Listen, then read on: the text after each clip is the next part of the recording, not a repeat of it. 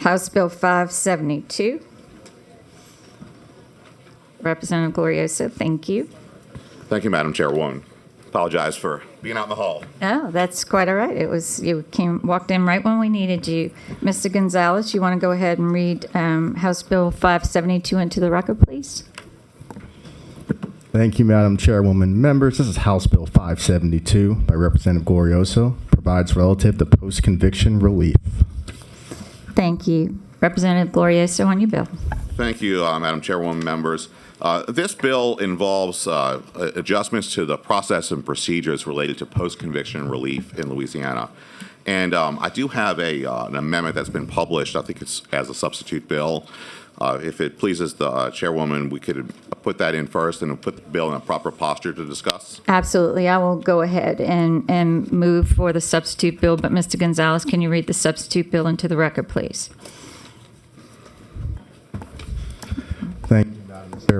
Thank you, Madam Chairwoman. Members, yes, so this is set number 1428. It's a substitute bill, the House Bill 572. And here's with the changes that were made. It's moving all the provisions of proposed law from the Code of Civil Procedure to the Code of Criminal Procedure, which contains the present law provisions that govern post-conviction proceedings. It defines the term post-conviction relief and moves the term shell petition from the proposed law article that provides for abandonment of a PCR application to Article 924, which just provides for definitions. Within Article 927, which is relative to procedural objections and action required after the filing of an application, it does the following. It removes proposed law language that permitted the Attorney General to assume responsibility for responding to state petitions for post-conviction relief and federal habeas corpus petitions arising from any conviction, and it removes proposed law language relative to the establishment of transition plans with each district attorney to assume these duties or particular cases. Finally, it also removes proposed law language that required the Attorney General to assume responsibility for responding to any petitions for PCR, including supplemental or amending petitions, federal habeas corpus petitions, and any matters arising from or related to a capital sentence that is final after direct review for all capital cases pending as of July 1st, 2025. And that's what this substitute bill does in its entirety. Thank you, Mr. Gonzalez. I want to recognize Attorney General Muriel again at the table and Chris Walters from the governor's office. So I defer to any one of you, and author as well, whoever wants to take up the amendment just to discuss it a bit because it was a mouthful. Yeah, so let me just explain it because I think it's pretty simple.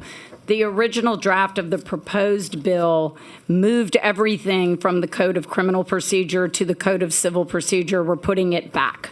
So all it's doing is putting it back where it already exists. So that's part of the amendment. The original proposed bill moved all PCR to my office. I still think that's a good idea as a matter of policy, but we've worked out an arrangement with the district attorneys where we'll do that voluntarily. Some of them have dedicated appellate staff. They want to keep doing a lot of this work. I will still be available to help them do all of this work. And I still have the ability to enter into these cases. What we've done, I think, is to just reaffirm through the proposed bill that I should get served with the petition as I do now under repetitive petition. So that's really the essence of what the amendments do on the substitute bill. It makes it easier to read because it remains in the Code of Criminal Procedure. The definition of post-conviction relief is going to help, I think, and as we move these cases forward. The definition, it's not a criminal proceeding. It's a post-conviction proceeding. It's in the nature of a state habeas corpus type of cause of action, similar to that under federal law. And so it actually is not a criminal proceeding. The definition is taken from case law. So we're just putting a jurisprudential definition of what post-conviction relief and memorialize that in the statutes. Thank you, Attorney General Muriel. Representative Knox, do you have a question before we adopt the substitute bill? I move to adopt the substitute bill, or do you want to wait till after that? Okay, thank you. Members, I'd move to adopt the substitute bill. Do we have any objections? Hearing none, let the substitute bill be adopted. Representative Knox on the substitute. Thank you, Madam Chair. This is to the Attorney General. I'm just curious, why was it moved in the first place? It wasn't, well, because it's not a criminal proceeding and because I think it creates some confusion about the nature of the proceeding. And so I thought it would be better to move it, but it's fine to leave it where it is. It actually makes the amendments more clear and visible because when you had the proposed bill where we moved it, every single thing was underlined. And so it was difficult to see what was actually new and what isn't because it looked like everything was new. So by leaving it there, we are, kind of, it's less disruptive to clerks of court and things like that. I mean, I listened to some of the concerns of the DAs and other clerks and people like that and said, all right, we'll just leave it where they are. But we need to make some amendments to this process. Thank you. Thank you, Madam Chair. Thank you, Representative Knox, and the board is clear. We have several cards in support wishing to speak. We have Tony Clayton, District Attorney Tony Clayton, John Sinkfield from Louisiana DOJ, and we have Wayne Gazzardo. I'm sorry, Mr. Walters, did you have anything? I apologize. Did you want to testify? Madam Chair, I thank you for the time. Madam Chair, committee members, Christopher Walters, Deputy Executive Counsel for Governor Landry. We just wanted to say that the governor and the governor's office supports this bill. It makes common sense reforms to our post-conviction statute, makes things more efficient, not only for victims, but for prosecutors, for defendants as well. We want these claims to be adjudicated and to be adjudicated timely. If someone has been convicted and there's an issue with that conviction, we want that issue to be addressed quickly and want those things to be taken care of quickly so we don't have instances where individuals spend years and years and years in prison for something that could have been brought up and could have been addressed at the appropriate time in a timely manner. And so we appreciate the legislation. We appreciate the Attorney General and Representative Glorioso for bringing it. Thank you. Thank you, Mr. Walters. Can you get me a blue card, please? I don't have a blue card in the stack unless it got misfiled. If you could get me a blue card, please. Thank you. Mr. Gazzardo, welcome. Good morning. Good to see you again. I hate the circumstances by which you're here, but you're always welcome. Thank you. Everybody knows me here. Yes, we do. 30 years before that, I've known tons. Our lives have been affected by this. This guy murdered my daughter in cold blood. John Singfield crossed all the T's, dotted all I's. We wanted to make sure that we went strictly by the law, and we did. So we were under the assumption that after the trial, which he was convicted of murder, 2 people, cold-blooded, my daughter was on 911 appealing for her life. Didn't work. He was judge, jury, and executioner. 15 minutes, she was dead. 10 minutes later, he kills another man going out. But long story short is that we thought that after the trial, that we could go on and start living our lives and remember our daughter in a positive way. Every time we went back to appellate court, which has been over 30 times, it's been either appeals or we've come here to fight the death penalty or we've gone to moratoriums where John Bell Levis closed the back door on us and wouldn't let us even speak. We've had Judge Brady and Judge DeGa. This last judge we got, the last one, we had already gone all the way to the Supreme Court. It was voted 8-1 in Washington to uphold his penalty. We wasn't back 2 weeks, and this Ms. Hudspeth, who's with the federal public defenders, puts the same appeal in, reworded it, and used Sotomayor's defense. Didn't say anything about the other 8. They used her. Gaville didn't even have nerve enough to let us speak before him. He signed off in it, and Liz knows where it is. We have no idea where it is. We wake up in a nightmare. Let me tell you what. My daughter was murdered. She was terrified. And I don't think of her laughing and joking. I think of her last 14 seconds of her life while he was begging for it, while she was trying to get help for her other employees. The guy's a murderer. There's no doubt about it. It's been proved over and over. And we went to a pardon board. John Bell Evans decided he wants to pardon him. We went to the pardon board. and we got it overturned. But Miss Hespeth had nerve enough to turn around and look directly at me and say, "I will never go away." And I believe her. And if y'all don't do something to help us out here, this could go on forever. She wants to talk about expenses. The expenses started when she got involved. They called witnesses from Washington. They called witnesses from California, experts. We don't have experts here in Louisiana. We put them up. We fed them. Ms. Capel, we pay her salary, and she fights me tooth and toenail for 30 years. All I'm asking you to do is please give us some kind of peace. Thank you, Mr. Gazzardo. We will keep fighting. You keep fighting as well. District Attorney Clayton, good morning. Morning, Madam Chair. Good morning. Thanks you and thank your colleagues for allowing me to take 3 minutes of your time. I'm the district attorney for the 18th JDC, and once again, my name is Tony Clayton. Let me give you a brief kind of set of facts that don't even compare to what Mr. Wayne just said. 2006, there was a guy from Detroit that went to Florida. He killed a lady who was helping homeless folks. He stole a Winnebago and went to Slidell. From Slidell, he came to Port Allen, and there was a homeless couple that had come home, Ms. LaFleur, to Port Allen to tell their parents that they were getting married. This guy, Michael Garcia, who's now on death row, took it upon himself and his married men and held the gentleman by the neck and vaginally and anally raped his girlfriend. And when she had feces on himself, he made her have oral sex on him, and she didn't enjoy it. And the boyfriend grimaced, and they cut his neck from ear to ear. Now, he's been on death row since 2008.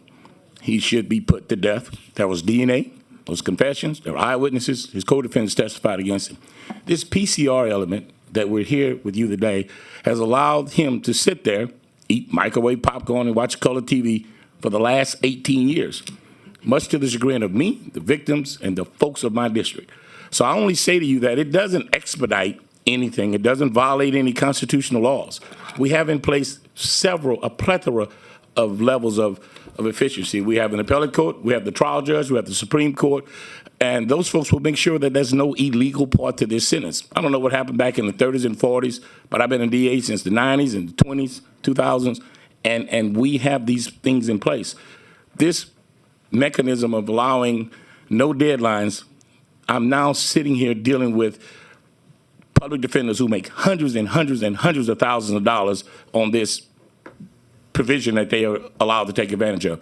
I'm forgiving it to Attorney General because I don't have the money to just keep putting up hundreds of thousands of dollars of times of money to have a prosecutor deal with these delays. Give it to the Attorney General and let's expedite the process. There's nothing in here that would defy him his constitutional rights. So with that, I'll be quiet and answer any questions that you may have. Mr. Clayton, out of curiosity, when you talk about the hundreds and hundreds of thousands of dollars to these attorneys, is that on the state dime? Are those what I refer to as the boutique law firms? 100%, and there's a law firm, I'm called a guy named Kerry Gucci.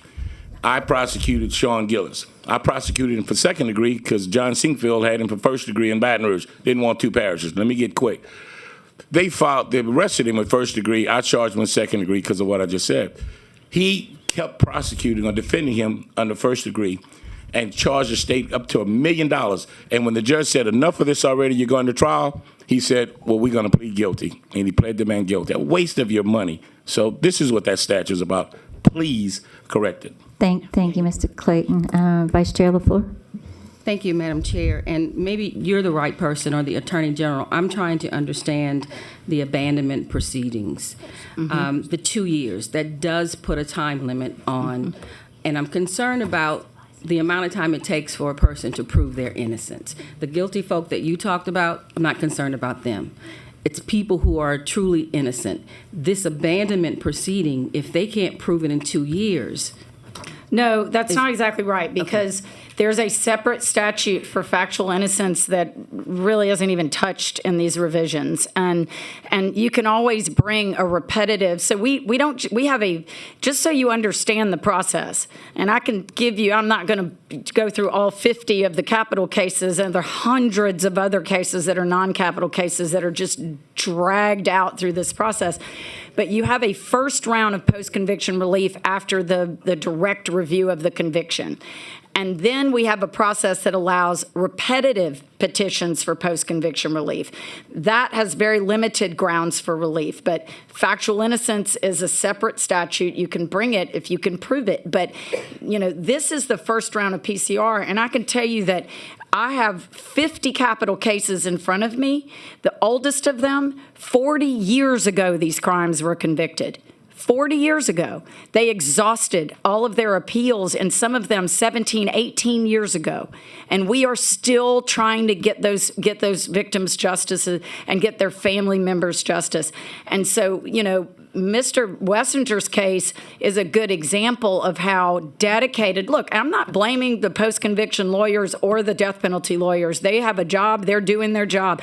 It is our job to make sure that we have a process that creates finality. There are a lot of other states that have that finality. We don't, and we don't have it in part because of this process that has permitted shell petitions to be filed and interrupt the period of time and then just drag it out for years and years and years and years. And I'm talking about decades. So, we've had Supreme Court justices that have just lamented the length of time that it takes to get these cases through this process. We are fixing that. The victims of crime deserve finality. And so to your concern, they will still have an avenue to prove their factual innocence if they prove it. But, this is about the first round of post-conviction relief, and there needs to be deadlines because this process has been so abused for so long. Thank you. Since you addressed me, can I, Sure. Madam Chair? Go ahead. I want to bring it home a little bit more simply. Liz is always real up there in intellectual heaven somewhere. But from a level perspective, this shell petition she's talking about, they will file a shell petition saying Clayton revealed the deal.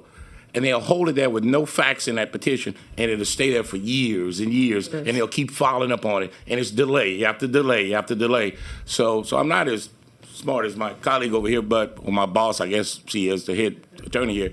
But it's what they do to play games with you and to charge you hundreds, the taxpayers, of thousands of dollars. And she's spot on with it. I see it. I'm dealing with it now with Michael Garcia. I don't even know where it is. So I'm for, let's give it all to the Attorney General, and you deal with these folks on a regular basis. And you guys have to revisit this issue about allowing the public defenders to spend millions of your dollars per case on filing these so-called motions to reveal the deal. Thank you. Thank you, Mr. Clayton. Representative Knox. Thank you, Madam Chair. Mr. Gonzalo? Yes.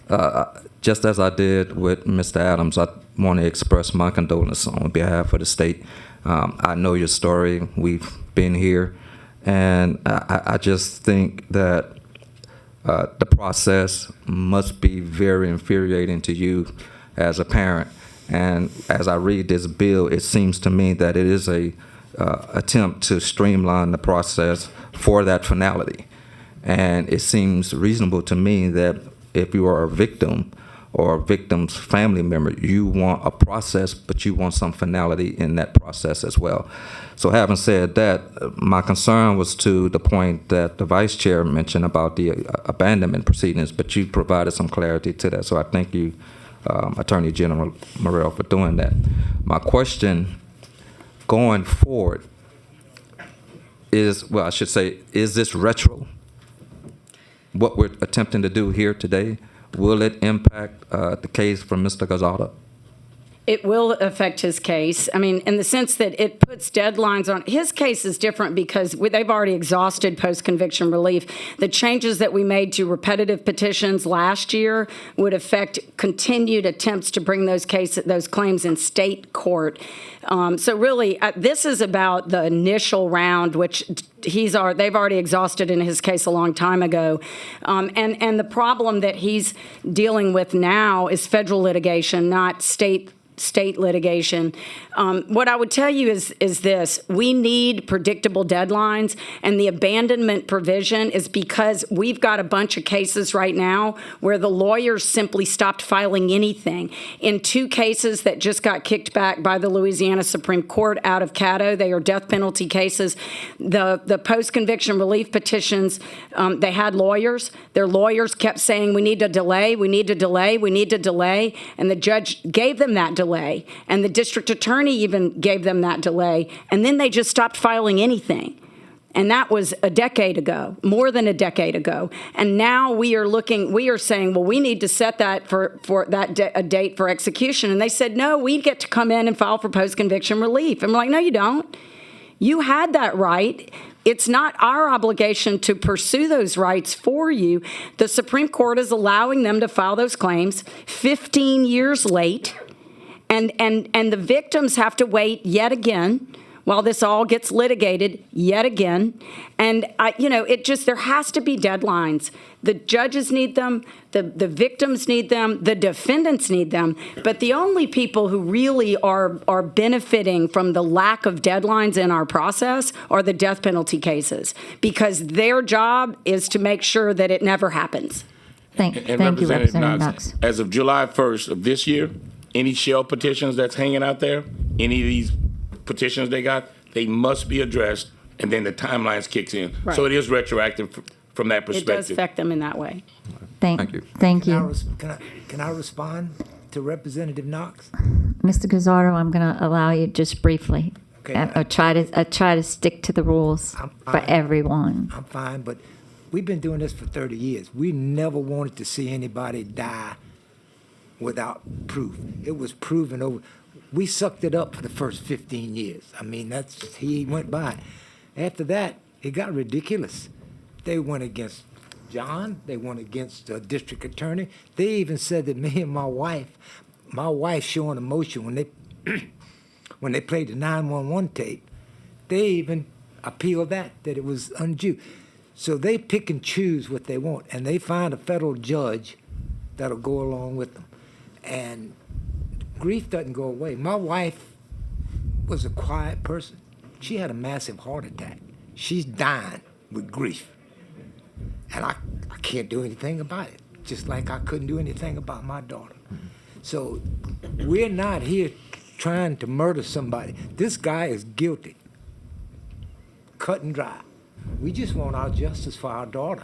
We want to be able to remember her as she lived, not how she died. Thank you, Mr. Gazzardo. Thank you, Representative Knox. We have, the board is clear. We have John Sinkfield, green card in support, wishing to speak. Zach Daniels, Executive Director of the Louisiana District Attorneys Association, wishing to speak. You waive your testimony, Mr. Sinkfield. Thank you, Mr. Daniels. Good morning, or are we afternoon? Nope, we're still morning. I believe it's still morning, Madam Chair. Madam Chairwoman, members of the committee, I'm going to make this very brief and not echo what previous witnesses have said. Happy to answer any questions. We are in support on behalf of the Louisiana District Attorneys in this bill. I would say that I think the transition, the Attorney General described it correctly. In the substitute bill is far easier to read as to what portions of post-conviction are being impacted. I believe there is a paragraph that is a holdover that was inadvertently left on to the bill as it's been filed as a substitute. That would be on page 3, paragraph H, describing the civil nature. I'll echo what the Attorney General was describing, and this is from case law, is that the Louisiana Supreme Court has described PCR as a unique hybrid procedural and collateral proceeding. So it has both criminal and civil aspects. And I believe we had no objection to, and I'll defer to the author, the removal of, again, page 3, paragraph H, which is a definition of post-conviction within the civil code. I believe it was a holdover. Representative Glorioso, any problems with an amendment in that regard? Okay, I would move for an amendment to take that paragraph out. Mr. Gonzalez, if you could read the amendment in the record. Thank you, Madam Chairwoman. Yes, as Mr. Daniels stated, on page 4 of the substitute bill, lines 1 and 2, those are being removed from the bill. So the language, a petition for post-conviction relief shall be conducted as a civil proceeding and shall be subject to the provisions of the Code of Civil Procedure. It's being struck from the bill, and there'll be corresponding technical changes to address that as well in the title. Thank you. I would move to amend the substitute bill. Any objections? Hearing none, let the amendment to the substitute bill be adopted. Thank you. Ms. Daniels, that's it. Happy to answer any questions. And board is clear. Thank you so much. We have an additional green card in support, not wishing to speak, and that's Billy Joe Harrington, District Attorney of the 10th JDC. We have several cards in opposition wishing to speak. I will go ahead and try to read them in the order that we received them. Ronald Marshall with Vote, Glenn Davis with Innocence Project, and Blythe Taplin with, I can't read the first word, but Center for Social Justice. If y'all want to come to the table. Okay, we'll leave you a card in opposition in the record, Blythe Taplin. So then if we could have Zach Crawford from the Innocent Project come and take a seat. Is Zach Crawford here? Thank you.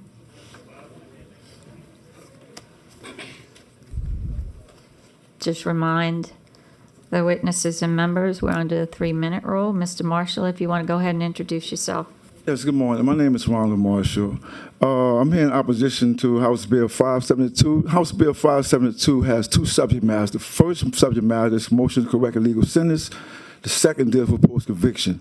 My 3 minutes goes to the Article 882.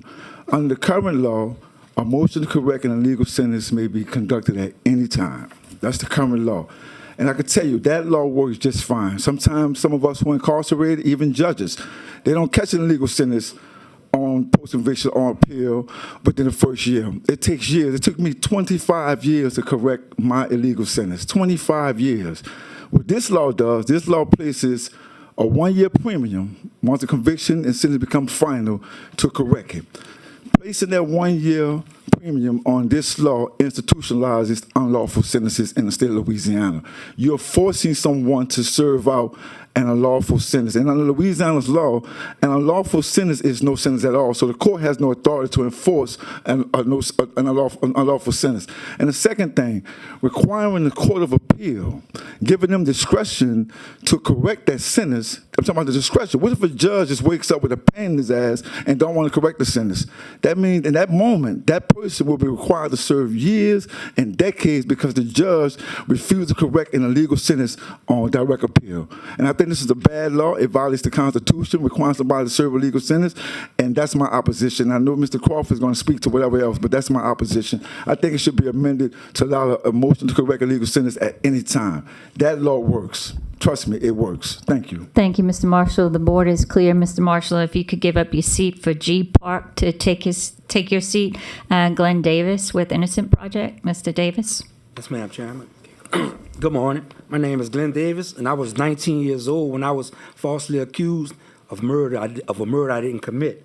I was wrongfully in prison for 13 years, 9 months, and 3 days. I won back my freedom and was exonerated in 2010. I was wrongfully convicted in 1993. The direct appeal of my wrongful conviction concluded in 1999. I was an inmate counsel substitute at Angola, working on my case and helping other incarcerated men with their cases. I filed the timely application for post-conviction relief, but did not have the proof of innocence to support it at that time. In 2002, the Innocence Project New Orleans uncovered new evidence supporting my innocence.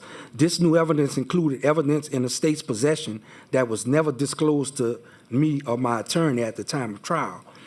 This evidence included statements that another man confessed to committing the murder, that this same man was seen driving the car involved in the murder, and the state's only eyewitness was nowhere near the murder scene at the time it happened and could not have seen it happen. In 2007, my conviction and life sentence were vacated, and the state dismissed all charges against me in 2010. This new evidence that eventually led to my freedom was first discovered in 2002, 3 years after my conviction had became final. With IPNO's assistance, I filed another application for post-conviction relief in 2002. This application laid out all of the evidence of my innocence and the many ways in which the state violated my constitutional rights. This petition led the way to my exoneration in 2010. If House Bill 572 was the law at the time of my conviction, I would have been barred from presenting new evidence of my innocence in court. House Bill 572 mandates that an application for post-conviction relief is considered abandoned when a person in prison fails to file any pleadings for 2 years after the last decision on direct review. My direct appeal ended in 1999. I only had until 2001 to file an application for post-conviction relief so that my efforts to secure freedom are not deemed abandoned by any court forever. I did not uncover new evidence supporting my innocence until 2002. I could not have filed an application for post-conviction relief in 2001 because I did not have the new evidence required in the post-conviction until the next year. Under House Bill 572, I would not be able to present my new evidence uncovered to any court. I would be forever prevented from proving my innocence or winning my freedom. I would still be in prison today as an innocent man if House Bill 572 was the law at that time. Thank you, Mr. Davis. Representative Moore. Thank you, Madam Chairwoman. I was listening to, of course, you and Mr. Davis and Mr. Marshall, I believe, but I've also was listening to the person that talked about his daughter. And that talking about the time, I don't have any law experience. I'm not a lawyer. Business is my field. But this is the thing. Do you think there needs to be some time limit? Because if it's going to be decades and decades to prove, do you have any idea of possibly a time frame? And I think I heard you said that it took, I'm not sure if I wrote it down, how many years it was It for took, you. at the time I was going through post-conviction, it was actually 3 years. Okay. And that's it. After 3 years, you are time barred. After those 3 years, you cannot file anything else. You are time barred. You are, I'm looking for the right word. After those 3 years, it would be impossible for you to be able to continue on to file pertaining to those claims that you may have filed on your post-conviction, and you only get one opportunity to file post-conviction. So are you saying that instead of 1 year, you think it could be done in 3 years because of the time frame anyway? Well, actually, when I filed my first post-conviction first post-conviction relief application, I was still in the process of finding new laws and finding the new issue which to support my innocence. And once I found it, my first post-conviction application, it was already going through the courts. And once through IPNO, we found the new evidence, then we had to go back and file a second PCR application. And had I not been able to do that, then I wouldn't be sitting here right now, still being in Angola. Thank you. Thank you, Representative Moore. Thank you, Mr. Davis. I'm sorry, Representative Knox. Oh, okay. Thank you, Mr. Davis. If you could go ahead, and Malcolm Alexander, if you want to come up and take the middle seat, Mr. Davis, thank you. And Mr. Crawford, you want to go ahead and introduce yourself? Chair Villio, can I allow Ms. Park to present before me? Sure. Ms. Park, you want to go ahead? Yes, ma'am. Good morning. My name is G. Park. I'm the Executive Director of Innocence Project New Orleans. IPNO is the only organization in the state of Louisiana dedicated to freeing the factually innocent in prison. And there are, in fact, factually innocent people in our prison. We do not have a perfect criminal legal system. I wish we did, but we do not.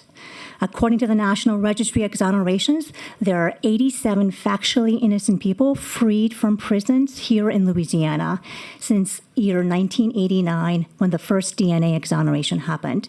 Each Nearly every one of those 87 people used the post-conviction process, the subject of HB 572, post-conviction process to secure their freedom. This bill is not just making the process more efficient. This bill is a rewrite of the post-conviction process that will prevent innocent people from coming home. You will absolutely do so. Post-conviction, I want to explain, is a distinct legal process, separate and apart from trial and direct appeal. Post-conviction is after trial and after direct appeal. At the end of direct appeal, convicted person's conviction is deemed final. In post-conviction, for a court to consider an application for post-conviction relief from a person in prison with a final conviction, the application must contain new evidence that was not previously presented at trial, new evidence that was not presented on appeal, new evidence that the petitioner did not even know about at trial. We're talking about new evidence. Post-conviction, as it stands today, because you have to present new evidence, is already an incredibly challenging and difficult process. And it is particularly difficult for some people in prison. For most people in prison, they don't have the resources to pay for public records, which cost $1 a page. They don't have the resources to pay for an attorney or an investigator to go out, look for new evidence. This is not looking in the law books and relitigating your legal claims. Post-conviction, you have to bring new physical evidence, new testimonial evidence, new scientific evidence. You need to bring something else different into a courtroom for them to reopen your case. Today, there are 4,175 people sentenced to life in prison here in Louisiana. You know, studies have shown that at least 4% of the prison population could be innocent. That means there are over 167 people sitting in Louisiana prisons potentially innocent. And this bill will make sure that none of those people will be able to litigate to win their freedom. Thank you, Ms. Park. Representative Knox. Thank you, Madam Chair. This is for Ms. Park. As I stated earlier, I'm not a lawyer, and I'm going to use what Mr. Clayton said about intellectual heaven. I'm not there. Can you explain to me in simple terms what the abandonment proceeding is about, and does that allow individuals to pursue what they're trying to pursue for their innocence? So the abandonment procedure, as written currently in HB 572, states that your post-conviction process is abandoned 2 years after your direct appeal process ends. Not 2 years after you file a post-conviction petition, but 2 years after your direct appeal process ends. And so let's say my direct appeal ended in year 2000. By 2002, I needed to have done everything I can to find new evidence, file a petition, and be in court and continue to litigate that case before 2002. Otherwise, I'm abandoning my process. I'm giving up my rights, and I can't ever get back into court. That is an impossibility for a convicted person in prison. It takes 2 years for you to get your court record. It takes you more than 2 years to get your prosecution file, right? And sometimes you may never have an investigator to help you. Some of this DNA testing takes over 2 years.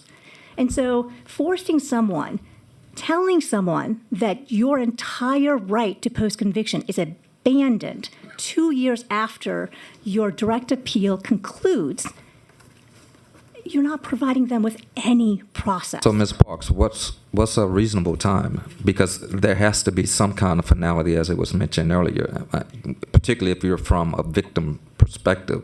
So if you could offer some kind of suggestions or recommendations to try to make this, I'm assuming, in your opinion, bad bill The current better? the current law states that you have 2 years, right, from either the conclusion of your direct appeal to file a post-conviction application, or you have 2 years to file from the finding of new evidence, right? If you file within those 2-year time periods after the conclusion of the direct appeal, right, you file it, you post-conviction, you need to then litigate it. I want to make a distinction. So in capital cases, right, they are represented by an attorney.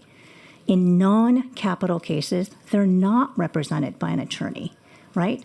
And so if you have an attorney at the conclusion of your direct appeal, that attorney will likely file a post-conviction application for you on a timely basis, right?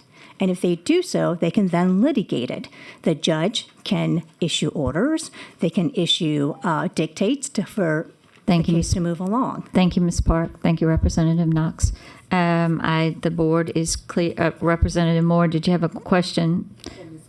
Ms. Park, and this is your first, okay, there you go. Again, thank you. So I'm listening to Mr. Gonzalez, and he's telling us what happened to his daughter and the time, and it sounds like it was abuse. There was some abuse there. Do you see where there was abuse in this situation where we should not be looking at a time frame?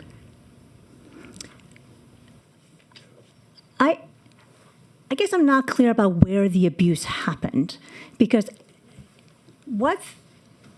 there are a lot of discretion and control on the part of the court to move a case along. And obviously, a prosecutor has a lot of discretion and control to move a case along. And maybe it is that there were a lot of legal issues that needed to be fully litigated in that case.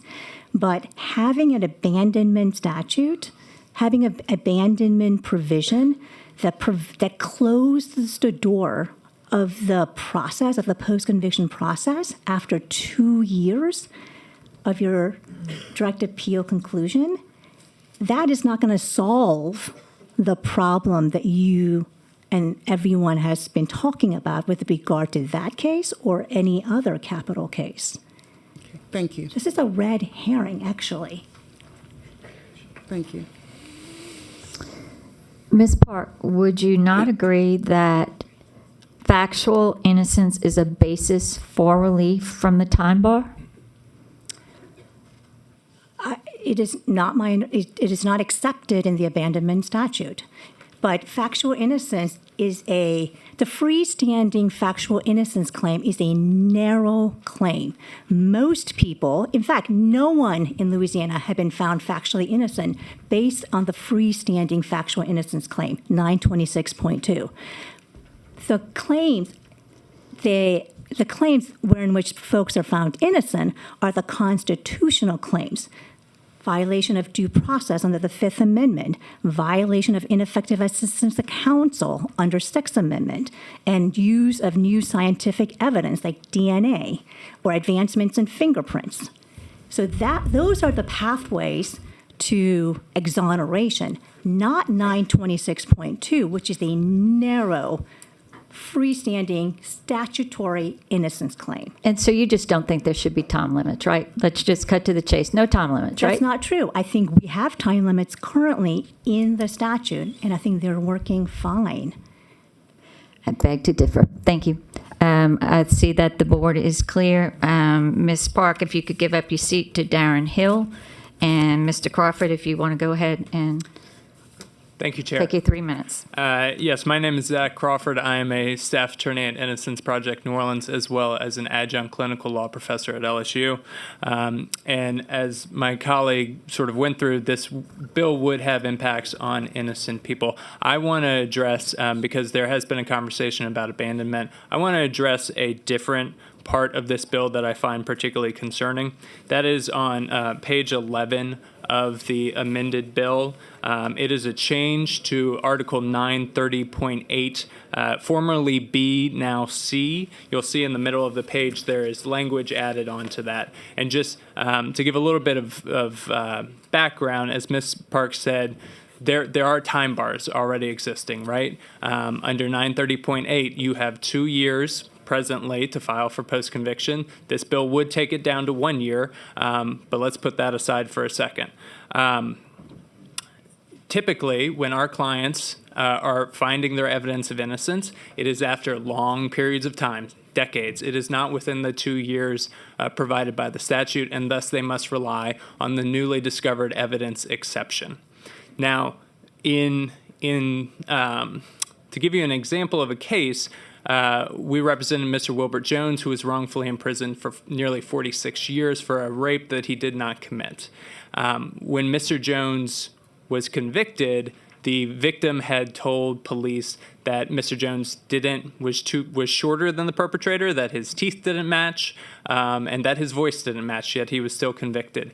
Over 40 years later, the evidence of his innocence, evidence showing that a serial rapist who was active in the neighborhood at that time had committed the crime, was unearthed. That's 40 years later.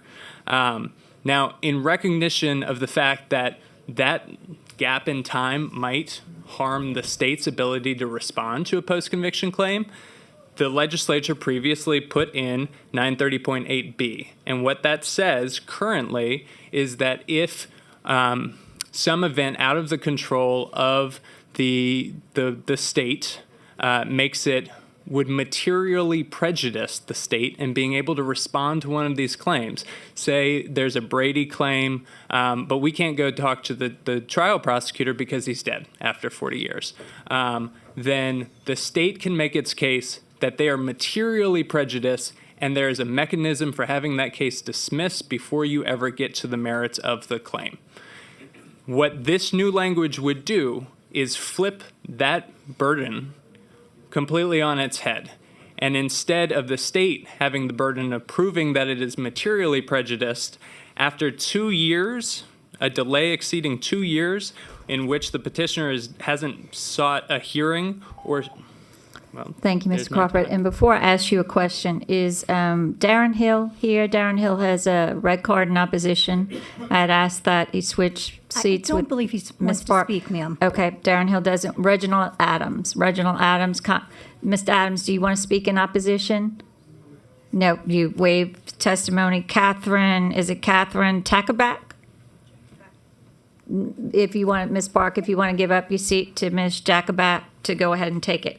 Now, Mr. Crawford, let me ask you this, since Ms. Park chose to obfuscate. Isn't it correct that this bill does not in any way impact, if it is passed, doesn't in any way impact the ability to bring factual innocence claims? Isn't that correct? Madam Chair, I believe that it would, because while you are correct that the exception continues to exist in 930.8, the new abandonment clause would bar someone after 2 years from being able to pursue their claim. So even if that claim is based on DNA or factual innocence, there is now a procedural bar that's going to prevent them from bringing it 2 years after convictions. Yeah, we just simply disagree on that, and I believe the Attorney General disagrees as well. We believe that this bill, if passed, has no impact on bringing a factual innocence claim. Well, may I respond, Chair? Sure, go ahead. Just simply to say that I think there's some ambiguity in how this bill has been drafted, and I think lawyers will certainly seize on that ambiguity, but the reason that statutes need to be clear is that ambiguity in the statute creates unintended consequences, and this could have potentially dire unintended consequences for folks seeking to prove their innocence. Yeah, we just disagree. Thank you. Representative Knox. Thank you, Madam Chair. This is for Mr. Crawford. I'm trying to follow what the chair lady was speaking to as it relates to factual innocent claims. For those of us who are just lay people, is it anything in this bill that supports what you're saying that counters what the chair is saying? Because I'm having a hard time trying to process it without any reference in the actual bill. And while you're doing that, I'm curious to know, is there anything, as it points to my colleague, Representative Moore, is there any type of amendment that you could foresee that can put this bill in a better posture, whether it be extending the time, whether it addressing the factual innocence claim issue that you're talking about, anything?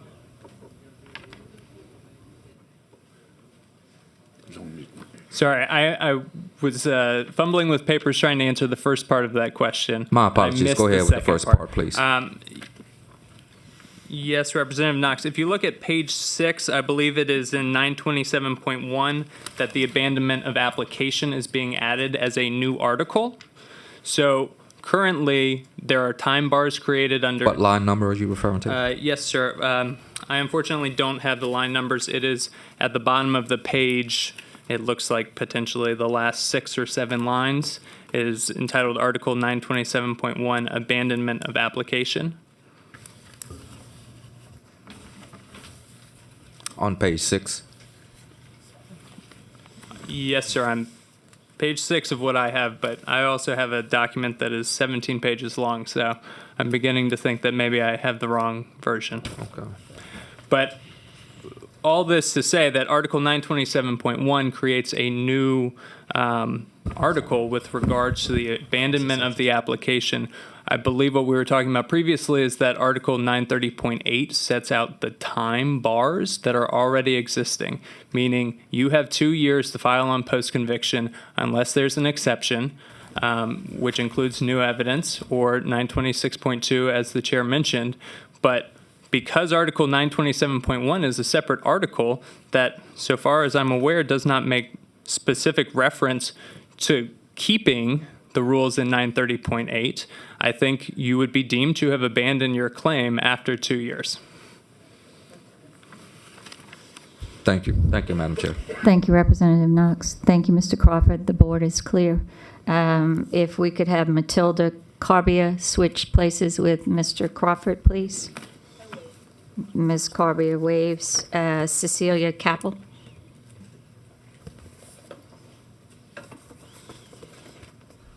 Mr. Alexander, go ahead. Yes, ma'am. Good evening. My name is Malcolm Alexander. I was wrongfully convicted. I was wrongfully imprisoned for 37 years, 11 months, and 23 days for a crime I did not commit. In 1980, I was wrongfully convicted of a rape. In 1982, my conviction was affirmed by the Louisiana Supreme Court and my direct appeal concluded. In 1996, I sought DNA testing to prove my innocence. In 1987, I learned that the rape kit in my case was destroyed in 1984, 4 years after my conviction. In 2013, Jefferson Parish Sheriff's Office located hair evidence left by the perpetrator at the crime of the scene. In 2015, the district court ordered DNA testing when the Jefferson Parish District Attorney did not oppose my request for post-conviction DNA testing of the hair evidence. In 2016, DNA testing excluded me as the source of the hair evidence left by the perpetrator of the crime. DNA proved that I did not commit the crime and that I was innocent. In 2017, I filed an application for post-conviction relief based on DNA results, and in 2018, my conviction and life sentence was vacated and I was exonerated. If the House Bill 572 was the law in 2017, I would have been prevented from presenting DNA evidence in my innocence to regain my freedom in my post-conviction application. House Bill 572 said a person in prison is considered to have abandoned their post-conviction proceeding when he does not file a pleading in 2 years after the last decision of the direct appeal. My direct appeal ended in 1982. I had until 1984 to present evidence of my innocence, which was the result of DNA testing. But the problem is DNA testing did not even become available to the people in prison until 1989. How could I have used scientific procedure that did not even exist in 1984 to show I was innocent? I did not yet have Thank you. Thank you, Mr. Alexander. Representative Knox. Thank you, Madam Chair. Thank you, Mr. Alexander. On behalf of the state of Louisiana, I give you my sincere apology for your life being taken away from you. And I know those words won't do anything to bring it back, but I do want to officially go on the record and extend you that apology in my capacity. Can you help me, sir, understand why it took you so long? Because I heard earlier testimony that suggested that in some cases it could take 2 years alone just making copies of papers. And I guess to the average person who is listening to that, they may not understand why it would take that long to get just copies. And it's my appreciation that it takes that long because it costs a significant amount of money, and we only pay prisoners about 10 cents a day. So if you could help me understand that and help the people who are sitting here understand that, I would greatly appreciate it. Well, one thing I'd like for the board to take into consideration, once you do go to trial and your trial is over, it takes time even for your transcript to be printed up. It takes time for you to just to get a copy of your police report. And we still talking about like 6 months within a year period, and that's getting lucky. Just to get them 2 documents. And then after them 2 documents, then we talking about the attorney saying that he need time to draw up everything. So we kind of like, we putting everybody in one little shell, say, all right, everybody get on your job. You don't have nothing else to do but this. This is your main objective. It don't go like that. It's too many cases out there. So to the average person, it may seem surprising that it takes 6 months just to get copies of a transcript that you have to also pay for, making what you make as a prisoner. Is that what you're saying? Yes, sir. So help me understand that after the 6 months or year or so, then what? What then would impede your process of moving forward? All right, now we're talking about we have to take time to, read the transcript. We have to take time to go over the police report. Then we have to take time to see what law apply to what we saying that was wrong, that we find to be injustice within the transcript. How long does that take, on average, in your experience of all the years you were wrongfully convicted? All right, put it nice and simple. My trial counsel was dismissed. I had to file an out-of-time appeal with the judge agreeing. So I think I was found guilty in 1980, 1982. So I think it was like a year to 2 years after my first appeal was filed. And then from there, I think it was in like another 3 to 4 years before I actually was able to learn. Thank you, Mr. Alexander. Thank you, Representative Knox. The board is clear. Ms. Jacobak. My name is Catherine Jacobak. I'm a partner at Longman Jacobak. We're a local criminal defense firm. We're one of those boutique law firms. We specialize in post-conviction cases. As mentioned and as discussed, there is a 2-year window to file claims for post-conviction relief. Most successful post-conviction claims are filed under exceptions to the time bars, and specifically the time bar for discovery of new evidence. It takes time and resources to investigate these cases. Sometimes we're looking at $10,000 just to get a copy of the record and a copy of the district attorney file. Most people, when they first get to prison, don't have the resources to get records, to hire lawyers, to hire investigators that lead them to uncover the evidence that support these claims. I am specifically worried about the creation of the presumption of prejudice in this revision and the confusion that that amendment will create. The language now the new language provides that failure to timely seek a hearing that is allowed by law or failure to timely pursue claims shall be presumed prejudicial if the delay extends 2 years. A couple of questions. 2 years from what? Secondly, if the petitioner files a motion, the state takes a writ and we go through the writ process and that takes more than 2 years, does the presumption now automatically apply? What happens when the state fails to reply timely, as they do frequently, to requests for production of documents or requests from the court to respond with procedural objections? Are they the parties that are responsible for dragging this on, as the AG has indicated? In Baton Rouge, we have commissioners that act as magistrates and insulation for the district court judges. So because all dispositive motions in Baton Rouge go through 2 layers at the district court level, a petitioner can find himself waiting a long period of time to get a ruling. As a private lawyer, my recommendation to these clients and prospective clients based on this amendment would be to file early and to file often. And while that may cause chaos for the courts, the harm in triggering the presumption of prejudice is too great a risk for petitioners not to act with extreme caution. Another thing that concerns me from the lack of clarity in this bill is the risk that if the state destroys its own files, which they normally keep around for 3 years, prejudice can be presumed simply because of the passage of time.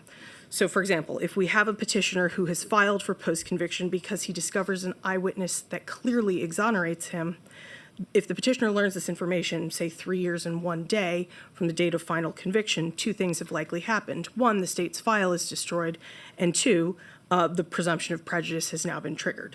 So this person may have a meritorious claim for post-conviction relief, but he can't disprove the presumption that there is prejudice because the state has destroyed their own file, and he's not excused by the fact that the state has taken an action which creates this prejudice. Supporters of this... Ms. Jacobak, let me ask you a question. We've heard about these transcripts, and isn't it true you get the transcript on direct appeal? You do get a copy of the transcript from direct appeal. However, these transcripts are sitting around in jails, and likely by the time that they get to us, there's not a complete copy of the transcript, so we have to request it again. Sometimes documents are destroyed in parish prisons, in DOC facilities, because their individuals are shifted to new locations. Always an excuse, because you know what my next question is.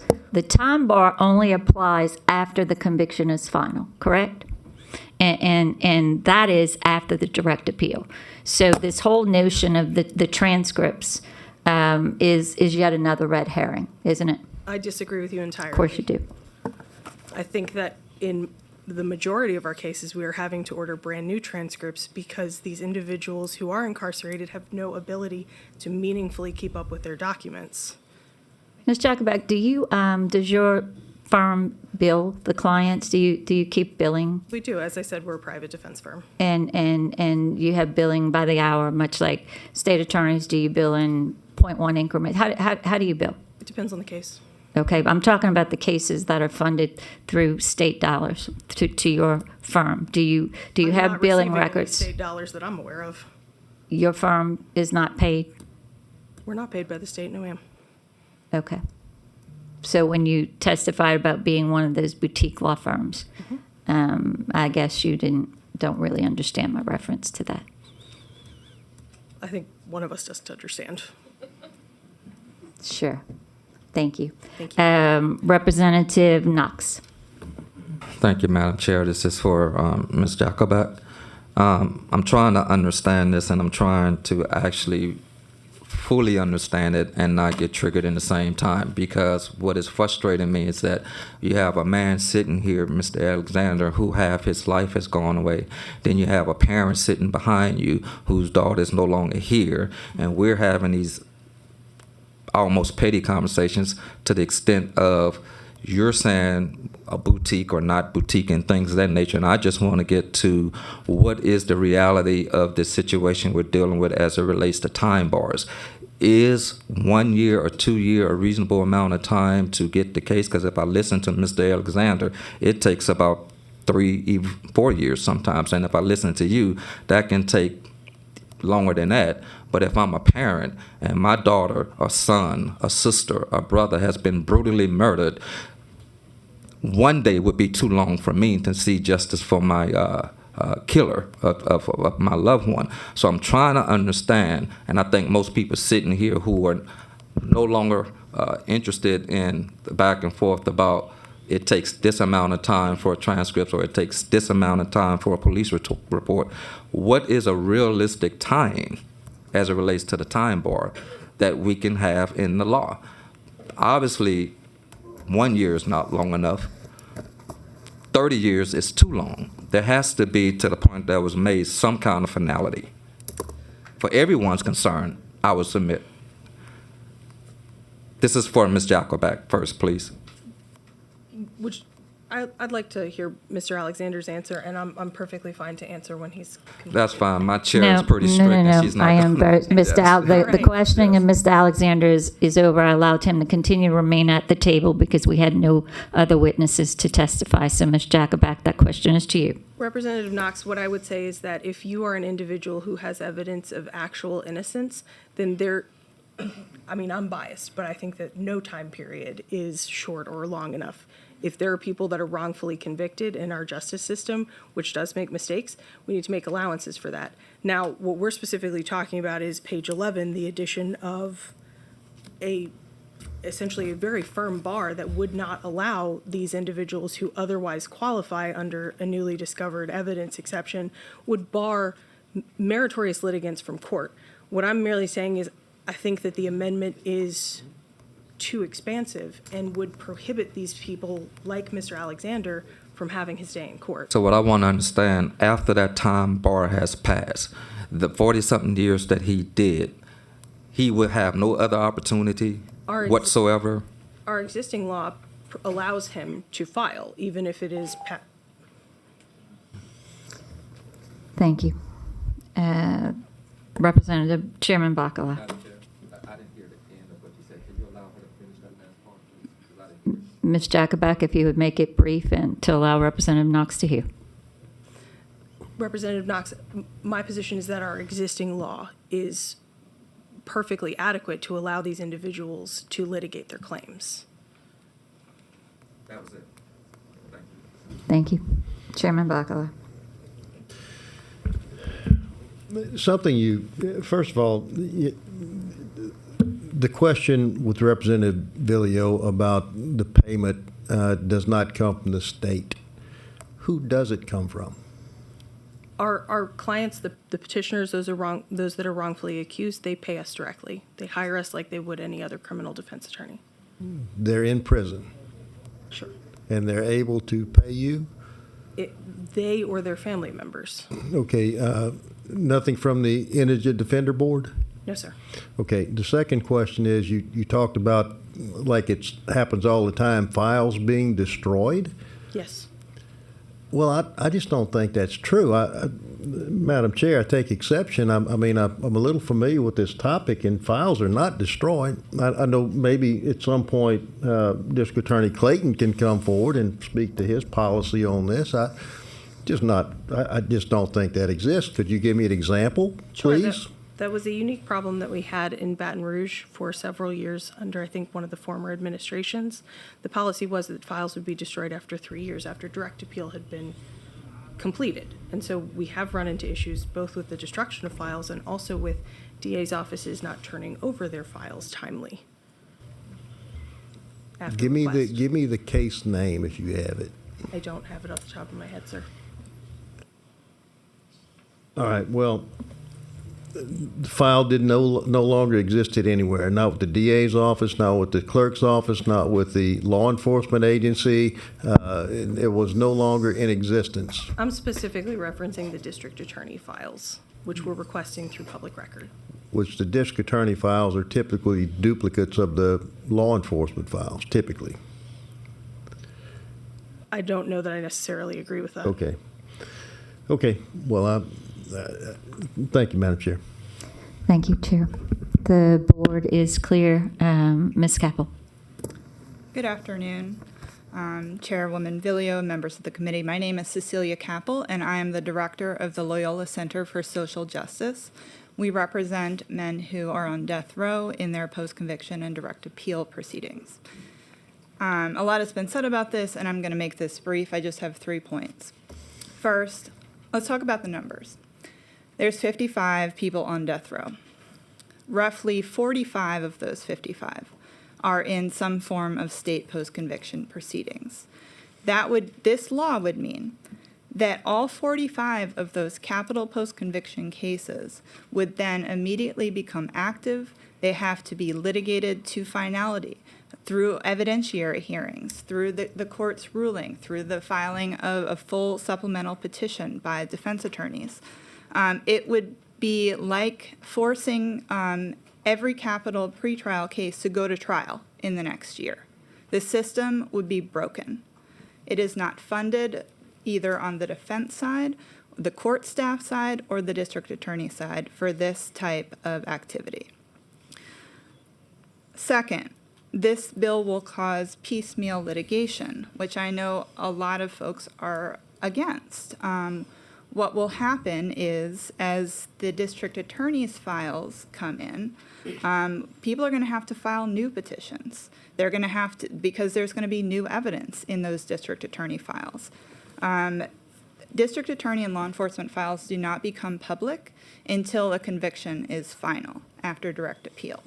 And so the system that is in place would not even allow the petitioner to request public records related to their case until after their conviction is final. Sometimes, as has been said, it takes years for district attorneys to compile, go through, and turn over their files. And this is a state with a history of reversals of capital and non-capital cases due to Brady violations. Kiles versus Whitley, Juan Smith versus Louisiana, Michael Weary's case. These are all cases where the conviction in a capital case was overturned due to evidence found in district attorney and law enforcement files. I have a case right now, a capital case, where we requested the district attorney file as soon as the conviction became final, 2023. It's now 2025, and I believe the district attorney's office is acting diligently to compile this file for me. They're not sitting on it. They're working on it, but it's not done yet because capital cases have massive records. They are the most complex types of cases that we have in our justice system, and these things take time, and they take time for a reason, because it involves the question of whether somebody should live or die. Third, this bill will waste money.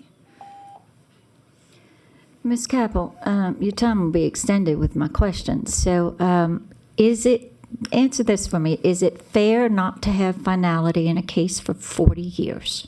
Is that fair?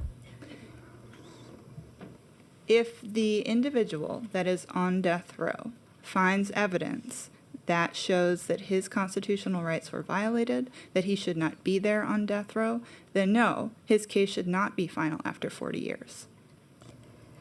Ms. Capel, do you keep billing records for the death row inmate cases that you work on? Yes, we do. And do you bill like state lawyers do in increments of 0.1 hours, or how do y'all bill? We do not bill by the hour. We receive a flat rate, and we keep timesheets to the minute. Okay, so you keep timesheets to the minute. You talk about funding, and it'll break the system. Y'all get paid $2 to $3 million a year for these capital cases? No, yes? ma'am. We do not. No? Tell me what? Tell me how much. $1,050,000. And that's over decades, right? The same cases that are on Capitol Row over decades. Some, yes. Yep. And did I read somewhere, did you say that it would cost, you've certainly indicated that the funding would be an issue. Did I read somewhere that you said it would cost like $8 million if this bill was passed a year? That's correct. I didn't say that. The state public defender said that. State public defender said that. Okay. Yet these are the same cases that have been on Capitol death row year after year after year after year after year. Decades of funding the defense of those cases. And so now suddenly it's going to cost $8 million. Our system is only set up to fund a minority of the cases of the people on death row in active litigation. Just like at the trial level, we can't expect every single indicted capital case to go to trial at one time. Of course not. It has to overlap. It has to be one trial set 1 month and another trial set in 6 months. And that's the same for post-conviction cases, because in a post-conviction case, everything needs to be investigated. And that's for a reason. We have an 84% reversal rate of capital cases. We have the highest exoneration rate off death row in the country. And as a state, I don't think we want people to be sent to the execution chamber without knowing that every claim has been thoroughly examined and litigated before we can be sure that that person should be sentenced to death. I'd be very interested in seeing those timesheets that support the million or so a year. Well, I'm not going to violate my own rule. And the board is clear. Thank you. I don't see, there are no further cards to speak in opposition. I'll go ahead and read the cards in opposition. Present, but not wishing to speak: Chandra Shea Foster, Southern Poverty Law Center; Mick Kligler, Innocent Project; Richard Davis, Innocent Project; Larry Moses, Exonerate; Erica Navalance, Promise of Justice; Michael Cahoon, Promise of Justice; Megan Garvey, LACDL; Sarah Gonzalo, Promise of Justice; Alana Sherman, Innocent Project; Larry Delmore, Exonerate.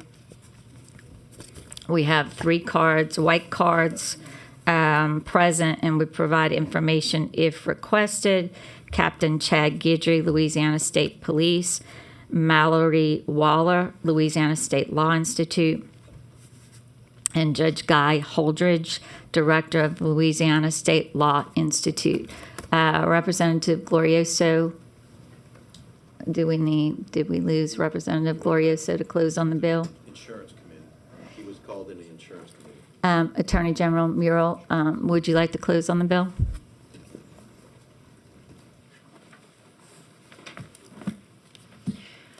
Thank you, Madam Chairman and members of the committee. I appreciate all the testimony today. I want to tell you, just kind of start quickly and talk about just one case. This is not an isolated case.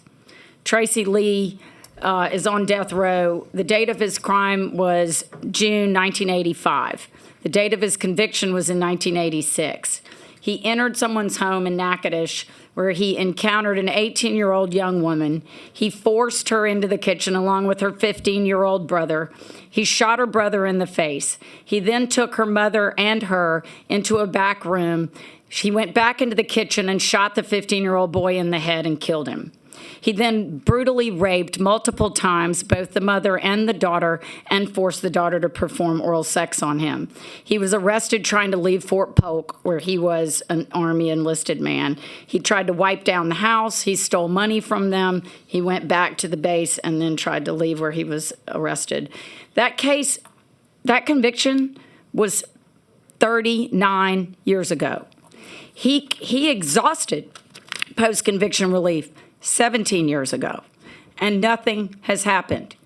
Post-conviction relief is supposed to be the first round of post-conviction relief is supposed to have finality, and then they can seek repetitive petitions later if they meet the restrictions for doing that. Factual innocence would be one of those things. But, a lot of the testimony today has, in opposition to the changes, are simply designed to suggest that there really shouldn't be any limits. And so I think we need limits.